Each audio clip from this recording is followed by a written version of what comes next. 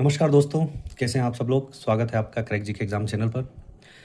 यदि आप तैयारी कर रहे हैं किसी भी एग्ज़ाम की, किसी भी परीक्षा की, तो ये वीडियो आपके लिए बहुत ही हेल्पफुल हो सकता है, क्योंकि ये वीडियो राज्य व्यवस्था, भारतीय संविधान के लिए एक बहुत ही महत्वपूर्ण प्रक्रिया को लेकर अपने आप में ये वीडियो समाहित है और बहुत ही महत्वपूर्ण क्वेश्चनों को आपको एग्ज़ाम में सही करवा सकता है। क्योंकि आज हम लोग डिस्कस करने वाले हैं संविधान निर्माण की प्रक्रिया।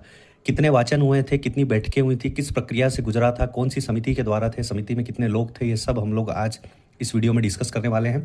तो इससे पहले भी हम लोग भारतीय संविधान के कई क्वेश्चन बना चुके हैं और कई वीडियो बन चुका है। उसका प्लेलिस्ट आप लोग इस चैनल के माध्यम से ग्रुप में जुड़ के और प्लेलिस्ट को देख के आप उसका फ़ायदा उठा सकते हैं और इसके PDF हमारे टेलीग्राम से आप जुड़ के फ्री ऑफ कॉस्ट पा सकते हैं। टेलीग्राम का जो लिंक है वो इसी वीडियो के डिस्क्रिप्शन बॉक्स में है।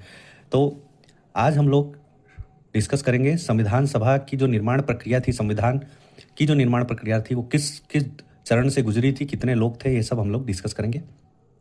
तो सबसे पहले आप लोग ये समझिए कि संविधान निर्माण प्रक्रिया में कई समितियां गठित हुई थी, जिसमें एक था प्रारूप समिति का गठन। इससे पहले हम लोगों ने देख लिया है, इससे पहले के वीडियो में संविधान सभा का जो गठन हुआ था उसमें कितने लोग थे, 299 लोग थे, जो पाकिस्तान के अलग होने के बाद हुआ था। ये कल के वीडियो में हम लोगों ने देखा है। यदि आपने नहीं देखा है तो हमारे चैनल से जुड़ के वीडियो को देख सकते हैं। और संविधान सभा जब बनी थी तब 389 लोग थे। ठीक है, तो आज हम लोग डिस्कस करेंगे कि जो प्रारूप समिति है उसका गठन कब हुआ था। तो 29 अगस्त 1947 को प्रारूप समिति का गठन हुआ था। तो अब यहाँ पर देखा है कितने दिनों में ड्राफ्टिंग हुई थी, कितने वाचन हुए थे, कब से कब तक हुआ था, तो ये सब हम लोग अभी डिस्कस करने वाले हैं। पहले मैं आपको थोड़ा सा प्रारूप समिति के बारे में बता दूं कि प्रारूप समिति में जो प्रमुख समितियां थी उसमें कौन कौन से समितियां बनी थी और उसके जो अध्यक्ष थे, वो प्रारूप समिति के जो अध्यक्ष थे वो डॉक्टर BR अम्बेडकर साहब थे। डॉक्टर राजेंद्र प्रसाद किस किस समिति के अध्यक्ष थे, तो प्रक्रिया विषयक नियमों संबंधी समिति के, राष्ट्रीय ध्वज संबंधी तदर्थ समिति के, संचालन समिति के। ये क्वेश्चन इसमें से आते हैं कि ध्वज संबंधी तदर्थ समिति के अध्यक्ष कौन थे, तो राजेंद्र प्रसाद जी। संचालन समिति के तो राजेंद्र प्रसाद जी। सरदार वल्लभ भाई पटेल किस समिति के अध्यक्ष थे, तो प्रांतीय संविधान समिति और मौलिक अधिकार, अल्पसंख्यक, जनजाति और अपवर्जित क्षेत्रों संबंधी सलाहकार समिति के। और जितने भी कोर थे, जो कोर समितियां थी, वो जवाहरलाल नेहरू जिस प्रकार से PM अपने पास रख लेते हैं, तो उसी तरीके से उस समय जवाहरलाल नेहरू साहब के पास थे। संघ समिति, संघ शक्ति समिति, राज्यों संबंधी शक्ति और संघीय संविधान समिति, ये तीनों जवाहरलाल नेहरू के पास थे। तदर्थ झंडा समिति में जो राजेंद्र प्रसाद जी के अलावा भी जो लोग थे, आप लोग देख सकते हैं। ठीक है, अब हम लोग मेन जो डिस्कस करेंगे वो प्रारूप समिति पे। आप लोग इसको देख सकते हैं, पढ़ने से कोई मतलब नहीं है। इसका गठन 23 जून 1947 को हुआ था। ठीक है, अध्यक्ष पे ज़्यादा क्वेश्चन आता है। यदि आप डीपली क्वेश्चन बनेगा तो UPSC और UPPCS का बनेगा। ठीक है, तो संविधान सभा के लिए चुना जो हुआ था उसका परिणाम 296 ब्रिटिश भारत पे जब था, तो उस पर कांग्रेस को कितनी सीट मिली थी, 208, मुस्लिम लीग को 73 और अन्य को 15। ये क्वेश्चन आया हुआ है कि संविधान सभा का जब चुनाव हुआ था, ये UPPCS 2022 में प्रश्न आया हुआ है कि मुस्लिम लीग में कितनी सीटें, जब वो चुनाव हुआ था तो उसमें आया था। ठीक है, तो आप आइए प्रारूप समिति पे। जैसे कि नोट्स में आपने देख लिया है कि प्रारूप समिति का जो गठन हुआ था 29 अगस्त 1947 को हुआ था। इसमें कुल सदस्य 7 थे, अध्यक्ष समेत। अध्यक्ष आप लोग पता चल चुका है, डॉक्टर BR अम्बेडकर साहब थे। इसके अन्य सदस्य कौन कौन थे, N गोपाल स्वामी आयंगर, अल्लादी कृष्णा स्वामी अय्यर, KM मुंशी, सैयद मोहम्मद सादुल्ला, BL मित्र एवं DP खेतान। अब यहाँ पर आपको ध्यान ये देना है कि बाद में BL मित्र साहब का जो स्थान लिया वो N माधव राव ने, और खेतान साहब का, DP खेतान साहब का जो जगह लिया है वो TT कृष्णमाचारी ने। ठीक है, ये प्रश्न आते हैं कि जो 7 सदस्य थे उनके नाम आपको पता होने चाहिए। ठीक है, और किसने किसका स्थान लिया था, ये भी ये प्रश्न आया हुआ है। तो आप इस तरीके से प्रारूप समिति के तो गठन, अध्यक्ष और 7 लोग, इनका नाम जरूर आप याद रखें। अब जो परीक्षा के लिए उपयोगी है उसके लिए आप ये प्रश्न थोड़ा सा देख लें कि संविधान सभा के प्रथम बैठक की अध्यक्षता किसने की थी, डॉक्टर सचिदानंद सिन्हा जी ने। जवाहरलाल नेहरू ने संविधान सभा के उद्देश्य का प्रस्ताव पेश किया था। कल के वीडियो में हम लोग देख चुके हैं कि 13 दिसंबर 1946 को इसका उद्देश्य प्रस्ताव पेश किया गया था। चुनाव जब हुआ था, कब हुआ था, तो जुलाई अगस्त 1946 में। अंतरिम सरकार का जो गठन हुआ था 2 सितंबर 1946 को। आने वाले वीडियोस में हम लोग अंतरिम सरकार में भी देखेंगे कि केंद्रीय मंत्रिमंडल में कितने लोगों को कौन सी जो शक्तियां दी गई थी, किस जैसे एजुकेशन किसके अंडर में था, माइनिंग किसके अंडर में था, ये सब हम लोग देखेंगे। तो भारतीय संविधान पूर्ण कब हुआ था, पूर्ण रूप से लागू कब हुआ था, 26 जनवरी 1950 को। और संविधान सभा में कुल सदस्य थे, भारत विभाजन के पूर्व 389 थे, जैसा कि अभी हमने वीडियो के स्टार्टिंग में ही देखा, और बाद में कितने थे, तो 299। अन्य प्रश्न ये कल हम लोगों ने डिस्कस कर लिया। संविधान सभा के सदस्य प्रति 10 लाख व्यक्तियों पर एक प्रतिनिधि को चुना गया था। कैबिनेट मिशन, जैसा कि आपको पता है कि संविधान सभा किसके योजना के तहत संविधान सभा की निर्माण हुआ था, तो कैबिनेट मिशन। और कैबिनेट मिशन में कितने लोग थे, तो पैथिक लॉरेंस, स्टैफोर्ड क्रिप्स और एबी अलेक्जेंडर, ये 3 लोगों के द्वारा कैबिनेट मिशन आया था भारत, ठीक है।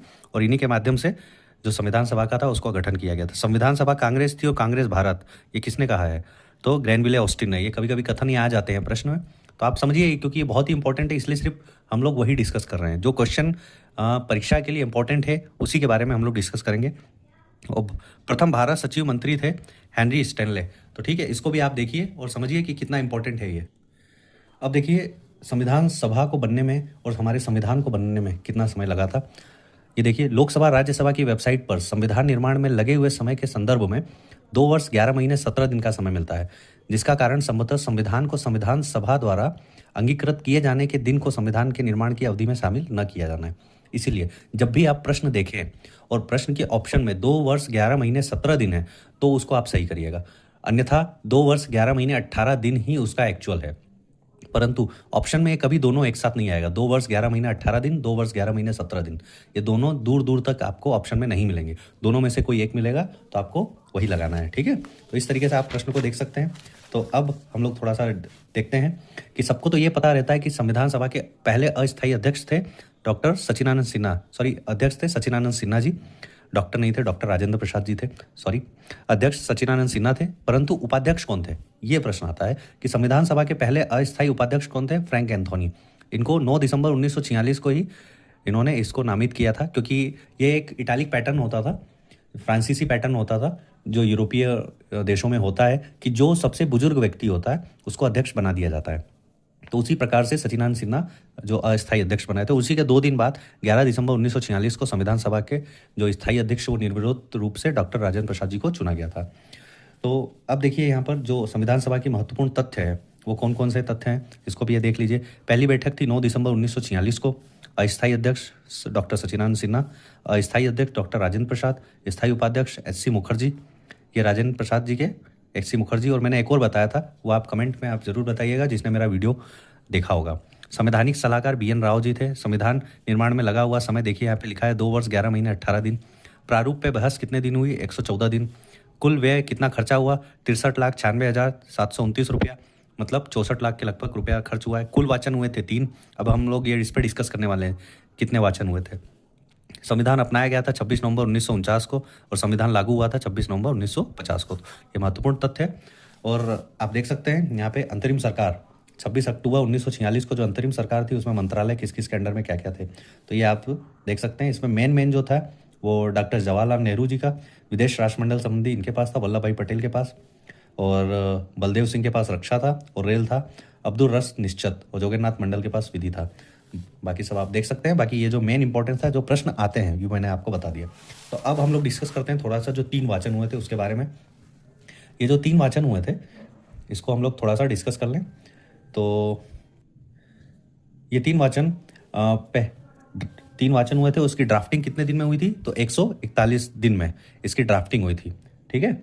और इस पर जो बहस हुई थी वो टोटल कितने दिन हुई थी, तो 114 दिन। ये बात आप ध्यान रखिएगा, 114 दिन अभी हम लोगों ने देखा है, ठीक है। ड्राफ्टिंग में कितने दिन लगे थे, तो 141 दिन। पहला ड्राफ्ट जो हुआ था वो फरवरी 1948 में बन चुका था और सेकेंड ड्राफ्ट जो लगा था वो बना था अक्टूबर 1948 में। तो दोनों में अंतर आप देख सकते हैं, लगभग 8 महीने का अंतर है। अब जो पहला वाचन, ये 3 वाचन थोड़ा सा इंपॉर्टेंट है अपने आप में, थोड़ा सा आप देख लीजिएगा। ये आपको एम लक्ष्मीकांत में मिलेंगे, लूसेंट में नहीं मिलेंगे, ठीक है। तो पहला वाचन है 9 नवंबर 1948 तक। पहला वाचन जो हुआ था 9 नवंबर 1948, ये चालू हुआ था 4 नवंबर से, ठीक है, और कंप्लीट हुआ था 9 नवंबर 1948। ये 5 दिन तक ये वाचन हुआ था, ओके। अब सेकेंड वाचन जो था ये बहुत लंबा चला था, ये 15 नवंबर 1948 से 17 अक्टूबर 1949 तक ये चला था। ये थोड़ा सा लिखने में वो हो गया है पास 15 नवंबर 1948 से 17 अक्टूबर 1949 तक ये सेकेंड वाचन चला था। और तो थर्ड वाचन आपका 14 नवंबर 1949 को हुआ था और उसी के 12 दिन बाद 26 नवंबर 1949 को संविधान को हम लोगों ने अपना लिया था। और अपनाने वाले दिन 299 लोगों में 284 लोग ही उपस्थित थे जिन्होंने संविधान पे हस्ताक्षर किए हैं, ठीक है। अब हम लोग इंपॉर्टेंट प्रश्नों को डिस्कस करते हैं कि जो संविधान सभा का जो प्रतीक है, जो मोहर है, उसमें हाथी को अपनाया गया है, ठीक है। तो ये प्रश्न आता है कि किस पशु को, किस जानवर को संविधान सभा के प्रतीक के रूप में अपनाया गया है, तो क्या है? हाथी।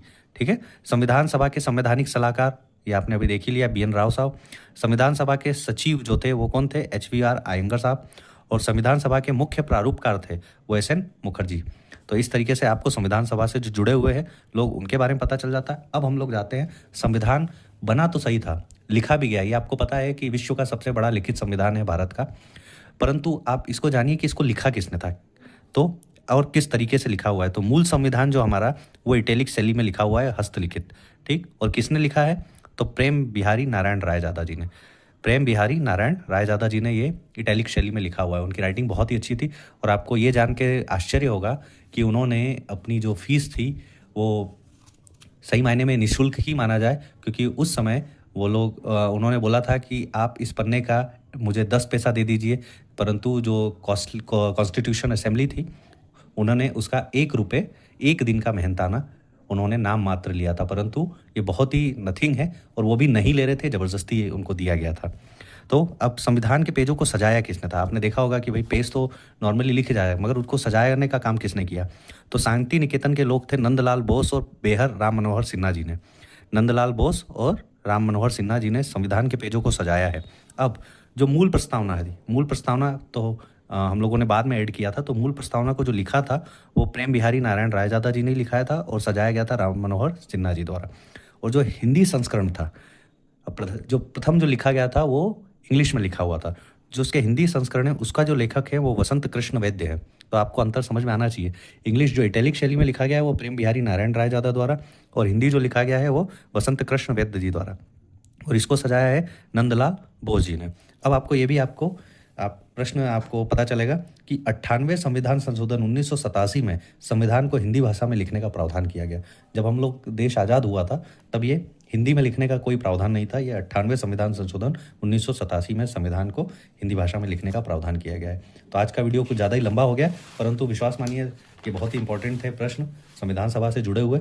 और यदि आप ये वीडियो देख रहे हैं और वीडियो आपको अच्छा लग रहा है तो हमारे चैनल को सब्सक्राइब करिए, वीडियो को लाइक करिए, शेयर करिए अपने दोस्तों के साथ। आने वाली वीडियोज़ में हम लोग, जब भारत आज़ाद हुआ था, संविधान लागू हुआ था, तब कितने प्रांत थे, कितने थे, अब यहाँ पे संख्या तो दी है, परंतु मैं आपको दिखाऊंगा कितने प्रांत थे और क्या राज्य पुनर्गठन आयोग समिति बनी थी जिसपे एक लंबी बहस चली थी। तो तब तक के लिए आप तैयारी करते रहिए और जुड़े रहिए क्रैक जीके एग्ज़ाम से अपनी तैयारी को शानदार तरीके से करने के लिए। तब तक के लिए नमस्कार, जय हिंद।